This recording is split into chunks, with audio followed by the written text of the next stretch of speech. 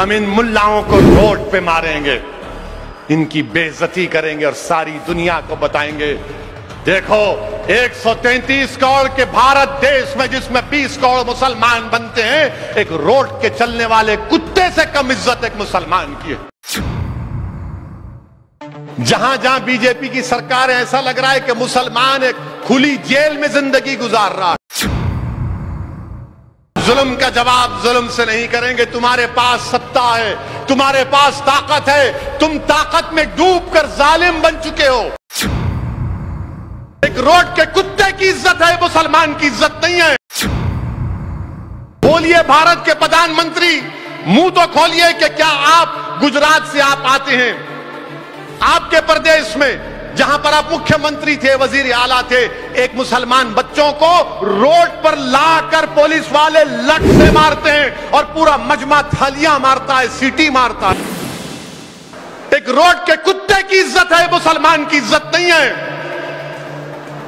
तुम रोड पर लाकर सरे बाजार मुझे पीटते हो, मगर मारने वालों मारो, याद रखो तुम हजरत बिलाल को नहीं जानते।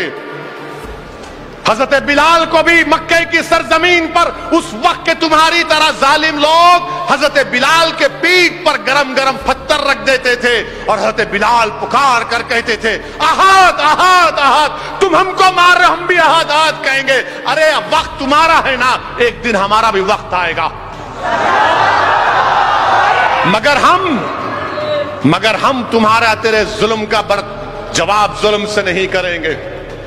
हमारे देश में, उत्तर प्रदेश में जहां जहां बीजेपी की सरकार है, ऐसा लग रहा है कि मुसलमान एक खुली जेल में जिंदगी गुजार रहा है, खुली जेल में जिंदगी गुजार रहा है। मदरसे को डिमोलिश कर दो। गुजरात में क्या हुआ बताइए? गुजरात में यह कहा गया कि डांडिया में मुसलमान जाकर पत्थर फेंके, के पीठ पर लट मारता है, नारे लगा रहे हैं, पूरे नारे लगा रहे हैं, रोड पर लाके हमको पीटा जाता है। ये हमारी इज्जत है? ये हमारी जान की कीमत है? बोलिए भारत के प्रधानमंत्री, मुंह तो खोलिए कि क्या आप गुजरात से आप आते हैं, आपके प्रदेश में जहां पर आप मुख्यमंत्री थे, वजीर आला थे, एक मुसलमान बच्चों को रोड पर लाकर पुलिस वाले लठ से मारते हैं और पूरा मजमा थालियां मारता है, सीटी मारता है। क्या मेरी इज्जत नहीं है? वीडियोग्राफी की जाती है, लठ से मारा जा रहा है, पीटा जा रहा है। हम जुल्म का जवाब जुल्म से नहीं करेंगे। तुम्हारे पास सत्ता है, तुम्हारे पास ताकत है, तुम ताकत में डूबकर जालिम बन चुके हो।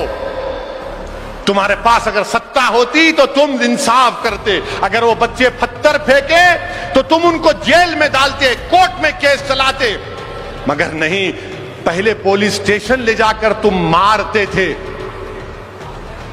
तो तुम्हारा दिल नहीं भरा, अब तुमने कहा कि नहीं, अब हम रोड पे मारेंगे मुल्लाओं को, हम इन मुल्लाओं को रोड पे मारेंगे, इनकी बेइज्जती करेंगे और सारी दुनिया को बताएंगे, देखो 133 करोड़ के भारत देश में जिसमें 20 करोड़ मुसलमान बनते हैं, एक रोड के चलने वाले कुत्ते से कम इज्जत एक मुसलमान की है।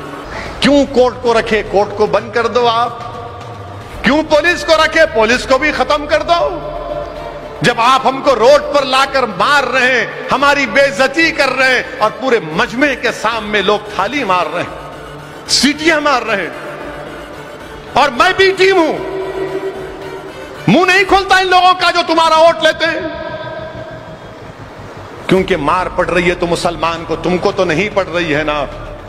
मगर जब गुजरात का इलेक्शन आएगा तो जब सब मुंह खोल के बोलेंगे ओवैसी को वोट मत दो, असद से दूर रहो। अरे तुम दूर हो सकते हो, मगर मैं इस मिल्लत मज़लूमा से कभी दूर होने वाला नहीं हूं। जिस किसी पर जुल्म होगा मैं उसके करीब रहूंगा इंशाअल्लाह ताला, क्योंकि मैं इमाम हुसैन के गुलामों का गुलाम, उनके गुलामों के पैरों की धूल भी नहीं हूं। मैं जालिम का साथ नहीं दे सकता। मैं लड़ूंगा जब तक जिंदगी अल्लाह बाकी रखेगा। ये कोई जुल्म है ये कि इस तरह का बर्ताव कि रोड पर लाकर लठों से मारा जा रहा है? ये भारत की जमहूरियत है, भारत का संविधान है, भारत का सेकुलरिज्म है, रूल ऑफ लॉ है, फंडामेंटल राइट्स है। फिर क्या